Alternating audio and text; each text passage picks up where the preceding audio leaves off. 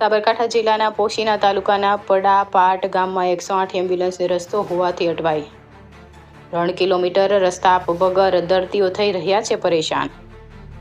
પડાપાટ ગામના દર્દીનું નામ ટીપુબેન મૂળશાભાઈ ડાભી પોતે બીમારીથી ખૂબ પીડિત હતા તો 108નો કોન્ટેક્ટ કરતા 108 એમ્બ્યુલન્સ 3 કિલોમીટર રસ્તો ન હોવાથી અટવાઈ ગઈ હતી। બીમાર વૃદ્ધ મહિલાને લાકડું અને કપડાની જોડીમાં 3 કિલોમીટર પેદલ ચાલીને 108 એમ્બ્યુલન્સ સુધી પહોંચ્યા હતા। લોકોએ જણાવ્યું હતું કે અમને અમારો રસ્તો નથી અને અમારી જોડીમાં લઈને રસ્તા સુધી પહોંચવું પડે છે તો સરકારે ઘણીવાર રજૂઆત કરી કે આ રસ્તો બનાવવામાં આવશે પરંતુ હજી સુધી તંત્ર દ્વારા કોઈ રસ્તો બનાવવામાં આવ્યો નથી। અમારા અહીંયા વસ્તી 50 ઘરની વસ્તી દર વખતે ઇમરજન્સીમાં હેરાનગતિ થઈ રહી છે। ચોમાસાના સમયમાં પણ ખૂબ મુશ્કેલી પડી રહી છે। 108 એમ્બ્યુલન્સ સુધી લઈ જવા માટે દર્દીને અને જો આ રસ્તો બનાવવામાં આવે તો કોઈ પણ દર્દીનો જીવ પણ બચી શકે તેવી શક્યતાઓ છે અને ઘણીવાર તો રસ્તા સુધી દર્દીને લઈ જતા મૃત્યુ પણ થાય છે। અમારા 50 મકાનનો લોકોનું એવું જણાવવું છે કે જો રસ્તો અમને નહીં બનાવી આપવામાં આવશે તો અમે ચૂંટણીનો બહિષ્કાર કરી રસ્તા આંદોલન કરીશું। India 24 news reporter Jayesh Thakur साथे शैलेश पटेल, साबरकांठा ब्यूरो चीफ।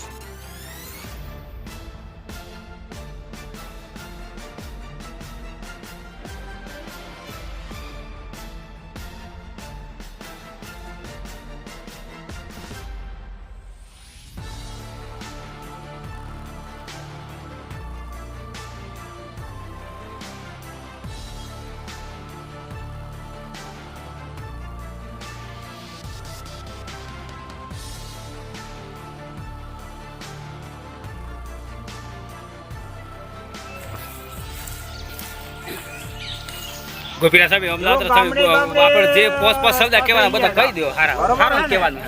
જ્યારે મારે કહેવાનું એક ફરજ છે કે જ્યારે જેઠાલાલના ફળિયામાં અમે સરપંચના મતદાન આલીએ કહેવાના વતને ડેલિકેટના આપીએ છીએ, ધારાસભ્યના આપીએ છીએ। 100 કિલોમીટર દોડીને જાલોદ નડિયાદ ડાકોર મિટિંગમાં જઈ શકીએ છીએ મોદીની સરકારની। મોદીની કઈ મોદીમાં ખામી નથી, ધારાસભ્યમાં તુષારમાં ખામી નથી, પણ સરપંચોમાં અને ડેલિકેટોમાં જેઠાલાલના ફળિયામાં રસ્તાની જ ઊભી છે। આમાં પ્રશ્ન ખરાબ છે। આમાં એક બી ઓઈડો શાળાનો નથી, 4 કિલોમીટર છોકરા ભણી શકતા નથી, આંગણવાડી નથી, ટાઈમે નાસ્તો નથી, આવો પરિષદને રસીવાળી બેન આવી શકતી નથી, જંત્રાલથી હેડીને આવી શકે છે।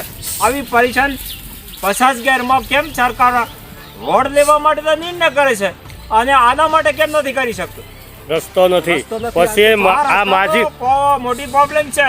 આ માજી કેટલા દિવસથી બીમાર છે? આ માજીને બીમાર છે તો આ ડોલી કરીને જાય છે। 10 દિવસથી આ બીમાર છે તો આ સાધન નહીં તો હુકન લીધો આ ઉપાડીને લઈને જાય છે આ ડોલી કરીને।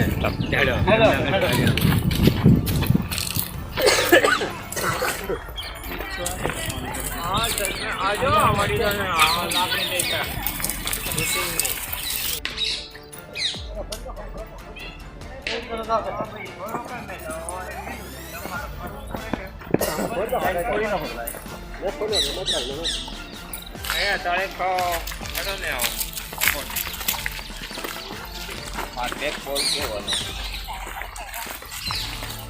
આજો